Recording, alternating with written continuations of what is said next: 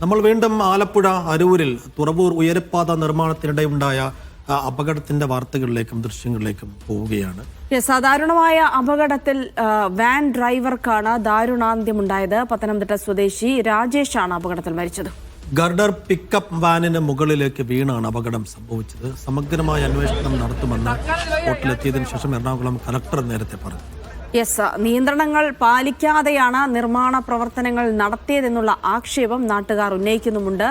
നേരത്തെയും അപകടത്തിൽ മരണമുണ്ടായെന്നും ഗതാഗത നിയന്ത്രണം നിർമ്മാണ കമ്പനി പാലിച്ചില്ലെന്നുമാണ് നാട്ടുകാരുടെ ആരോപണം. അതേസമയം വീഴ്ചയില്ല എന്നാണ് കരാർ കമ്പനിയുടെ വാദം.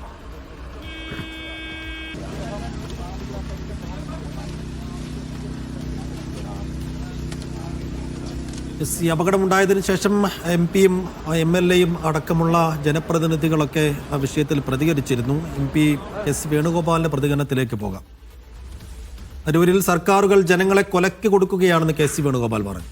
പല പ്രാവശ്യം മുന്നറിയിപ്പ് കൊടുത്തതാണ്. കേന്ദ്രത്തിന് നിരവധി തവണ കത്തെഴുതിയിരുന്നു എന്ന് കൂടി അദ്ദേഹം പറയുന്നു. സർവീസ് റോഡുകൾ മെച്ചപ്പെടുത്താതെയാണ് നിർമ്മാണം നടത്തിയത്. സർക്കാരിന്റെ ആകെയുള്ള ലക്ഷ്യം മേൽപ്പാത പൂർത്തീകരിക്കുക മാത്രമായിരുന്നുവെന്ന് KC വേണുഗോപാൽ. അരൂർ തുറവൂർ മേൽപ്പാത നിർമ്മാണവുമായി ബന്ധപ്പെട്ടുണ്ടായിരിക്കുന്ന അപകടം അങ്ങേയറ്റം വേദനയുണ്ടാക്കുന്നതാണ്. ഇത്തരമൊരു അപകടം ഏത് സമയത്തും ഉണ്ടാകുമെന്നുള്ള പേടിയിലായിരുന്നു നമ്മളെല്ലാവരും. ഇവിടെ ഇതുണ്ടാകുമെന്നുള്ളത് പല പ്രാവശ്യം മുന്നറിയിപ്പ് കൊടുത്തതാണ്.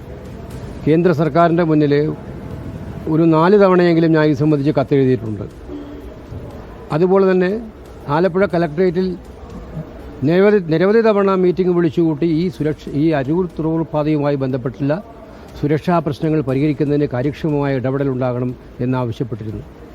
മനുഷ്യജീവൻ ഒരു വിലയും കൽപ്പിക്കാത്ത ഈ സമീപനം മാറ്റണം, ഇത് അംഗീകരിക്കാൻ കഴിയില്ല എന്ന് പല പ്രാവശ്യം കേന്ദ്രമന്ത്രിക്ക്, ദേശീയപാത അതോറിറ്റിക്ക് ഒക്കെ MP എന്ന നിലയിൽ നേരിട്ട് നിവേദനം കൊടുത്തതാണ്. ഇനിയും ഇത്തരം കാര്യങ്ങൾ ഉണ്ടാകാതിരിക്കാനുള്ള ശ്രദ്ധ ദേശീയപാത അതോറിറ്റിയുടെ ഭാഗത്തുണ്ടാകണം, അതുപോലെ തന്നെ കേരള ഗവൺമെൻറ്റിൻ്റെ ഭാഗത്തുണ്ടാകണം.